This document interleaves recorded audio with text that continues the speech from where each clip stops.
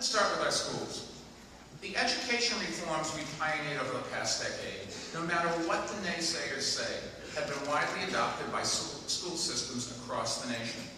But this year, we'll be putting our foot on the gas and picking up the pace, because we have to be honest with ourselves. We've only climbed halfway up the mountain, and halfway just isn't good enough. We want all of our children to see the view from the top, to see the world of possibilities that stretch out before them. Now, getting there won't be easy.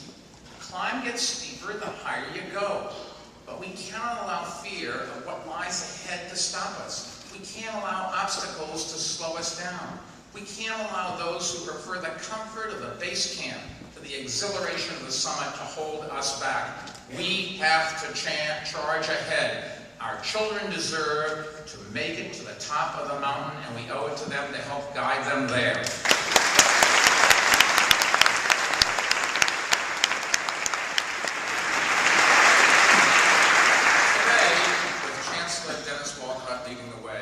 We are setting off for the summit that no other big city in America has ever reached.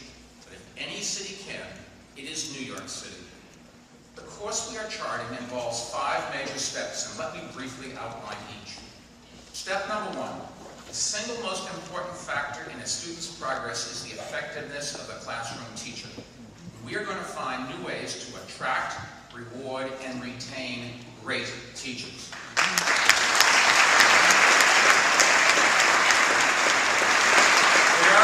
Thousands of great teachers, some of the best in the world, and I have enormous respect for the extraordinary personal investments that they make in our students.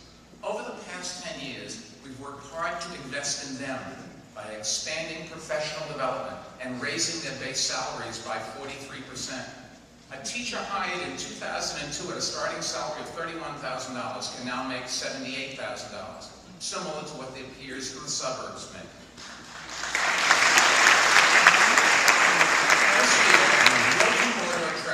Teachers by helping them with their college loans. The burden of paying back college loans can sometimes lead top-level students to cross teaching off their list of possible careers. But we need their talents in our classrooms. Our kids need them. And so we are proposing to create an incentive to anyone who finishes college in the top tier of their class. Come teach in our schools. And if you commit to stay, we'll pay off up to $25,000 of your student loans. Our teachers deserve that, and so do our children.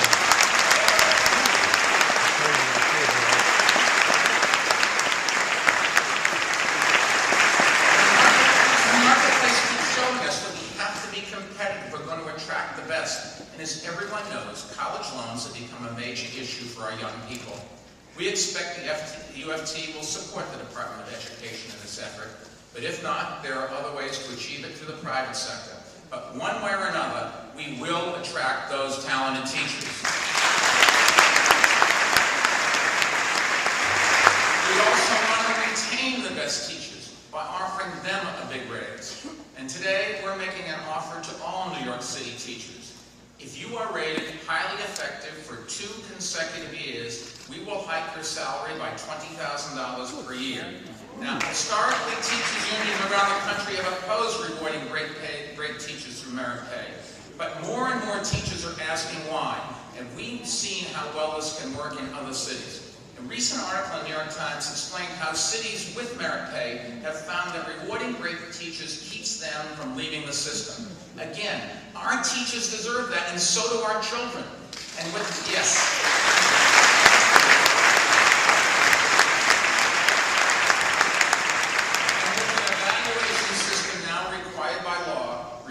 Great teachers is an idea whose time has come, and we hope the UFT will join us in this effort because it's the right thing to do for our schools and for our teachers.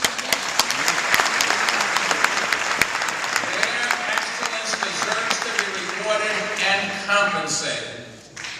Now, how do you determine which teachers are highly effective? Well, that brings us to step number 2 in our journey to the mountaintop. Here, again, we're building on the work we've already done. 2 years ago, we directed principals to adopt a more rigorous tenure evaluation system. It used to be that 97% of our teachers got tenure just as a matter of course. Many of them deserved it, but others did not. Tenure should be something that is earned, not automatically granted. And now, that's exactly what's happening in New York City. Principals decide who should and should not get tenure with the school superintendent signing off on it. And last June, the percentage of teachers receiving tenure dropped from almost everyone receiving it, 97%, to about half of them receiving it, 57%. That doesn't mean the rest won't earn it someday. We hope most will. We have a big investment in them. But we are raising the bar for teachers, just as we are for students. We're going to raise it for students. Why not raise it for teachers? This year, we'll do more to make sure every classroom has an effective teacher and to remove those who just don't make the grade. Unfortunately, all the changes that we have made in our schools, evaluating teachers is one area where, unfortunately, I have to report nothing has changed. Teachers continue to simply be rated as satisfactory or unsatisfactory. It is a pass-fail system with a 98% pass rate. Now, our students don't have the luxury of being rated pass-fail. And neither do people in other professions who have to make a living to feed their families. And neither should our teachers. The debate over teachers' evaluation began when the Obama administration rightly made them part of the race to the top grant competition. To qualify for the money, the state passed a law requiring districts to adopt teacher evaluation systems. But the law gave the unions veto authority. And as Governor Cuomo recently said, the law just hasn't worked. Like many other districts around the state, we are at an impasse. And let's be clear about what the stakes are. A recent study by Harvard and Columbia economists found that students with effective teachers are less likely to become pregnant, more likely to go to college, and more likely to get higher paying jobs. Nick Kristof has a column about it today in the New York Times, and I urge everyone to read it. Great teachers make an enormous difference, and ineffective teachers are hurting our students' future. We cannot allow that.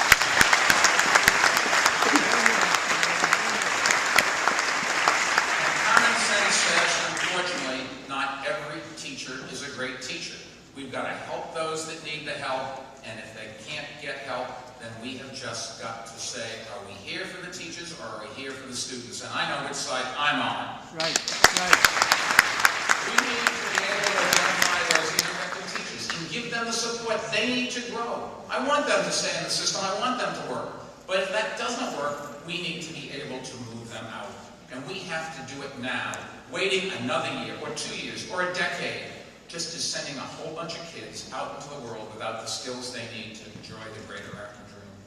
A real evaluation system that is based on measurable improvement in student performance and principal assessment and allows us to make real changes is the only ways that we can do that. Now, we have a model that works well in deciding tenure, and this should be the basis for the next similar process. But when we tried to get approval for just such a system, for just 33 struggling schools, 33 out of 1,700, the UFT insisted on provisions that would make it even harder to remove ineffective teachers. Not easier, but harder. We're supposed to be going in the other direction, folks. As a result, those 33 schools have just lost $58 million in school improvement grants from the state.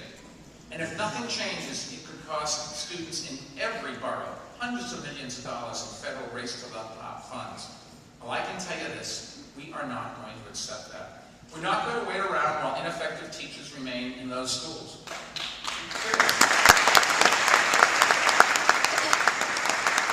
Under the school turnaround program, already authorized by federal and state law, and consistent with the provision of the existing New York City UFT contract, the city can form school-based committees to evaluate teachers on merit and replace up to 50% of the faculty if it is merited.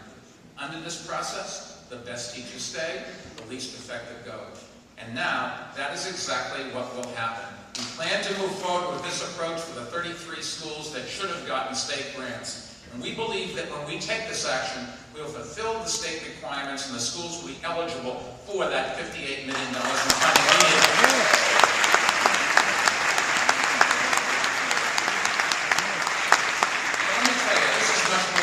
Than the money.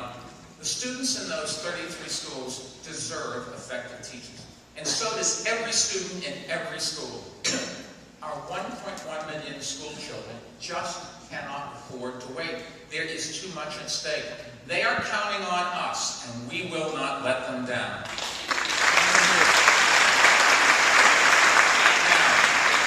Number 3 in our journey involves continuing to give parents even more top-quality school choices.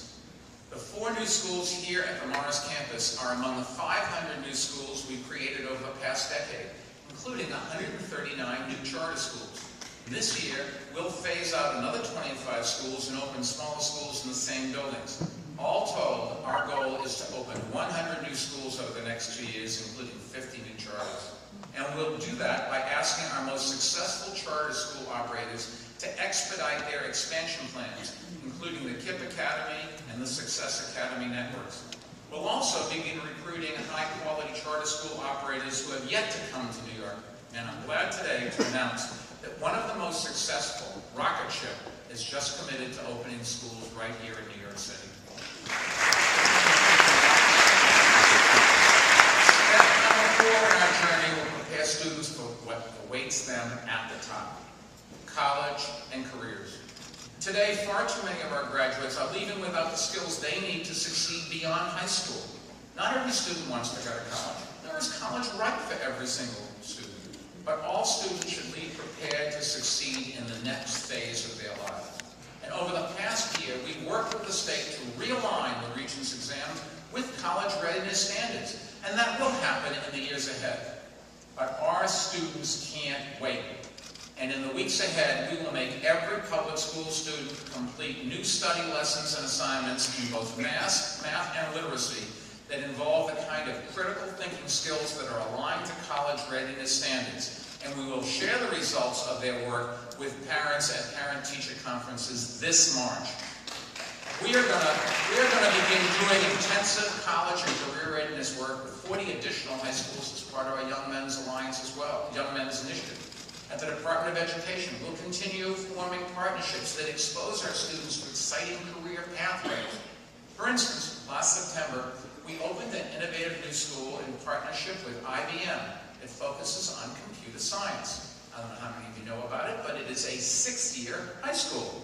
It goes grades 9 through 14. That's right, 9 through 14. So students graduate with a Regents degree and an associate's degree. And they also get a place in line for a job at IBM. It's a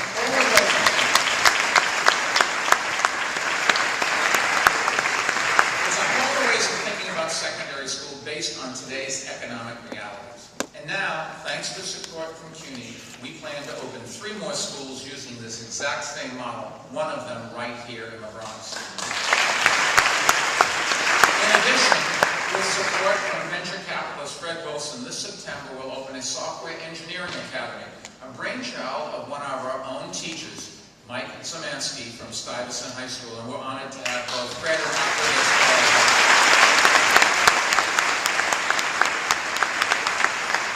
Will be located in Union Square, home to a growing tech community that includes companies like Yelp, and General Assembly.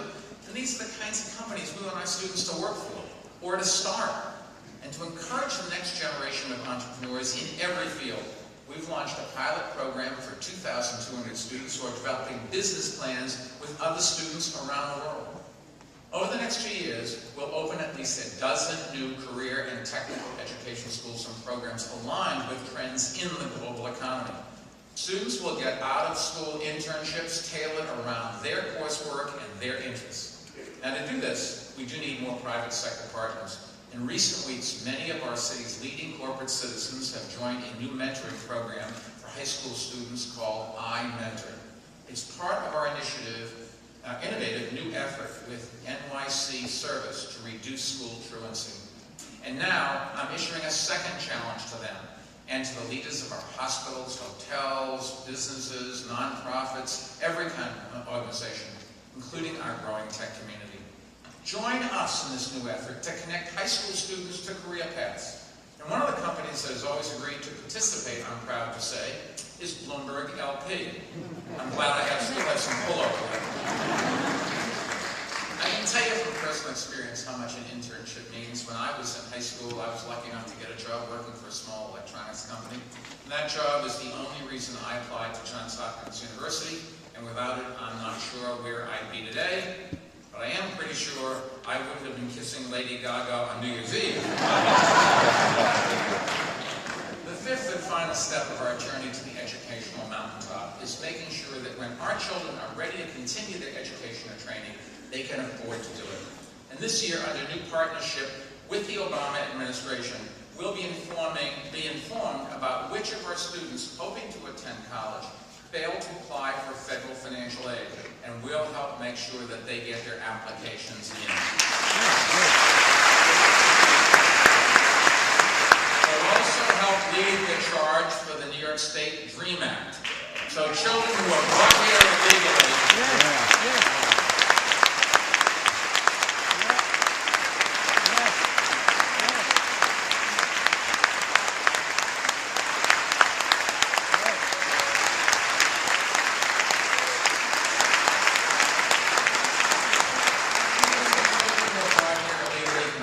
state-sponsored college loans, grants, and scholarships. Look, we can't blame them for being brought here as infants or teens. And since they're going to be here to stay, it is in New York City's best interest to make sure that they become productive members of society. Amen. I took out loans to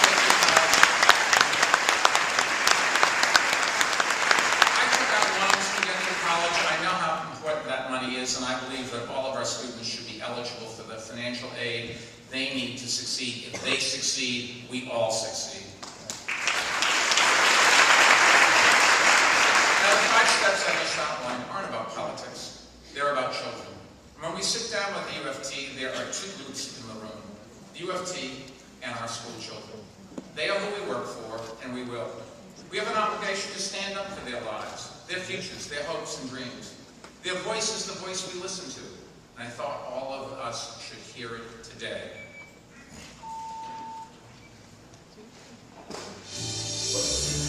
I want to be a doctor to take care of kids. I would like to be an architect, to be a baseball player, a pilot, and basketball. NYC, home of aspiration. I want to be a lawyer because lawyers are very special. To be a stylist. To be the mayor, or at least somebody that works with the president. NYC Day of Education. My favorite subject is science. Social studies. Art. Math. Writing. NYC, capital of innovation. What I invent is a mechanical slide that could move and it could change its place. I would invent beans, so if other people need beans, they could eat beans. Medicine to cure all sicknesses. A world without pollution, a world without inequality, a world where education really matters, a world in which everyone is equal.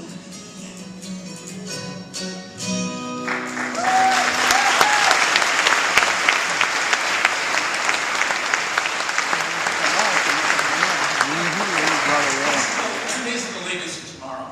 The doctors, the lawyers, the mayors. They will lead the economy of tomorrow if we give them the tools to do it. And if we begin building that economy right here and now. And that's the second major challenge I'd like to address. Making our economy a global capital of innovation for the 21st century. Last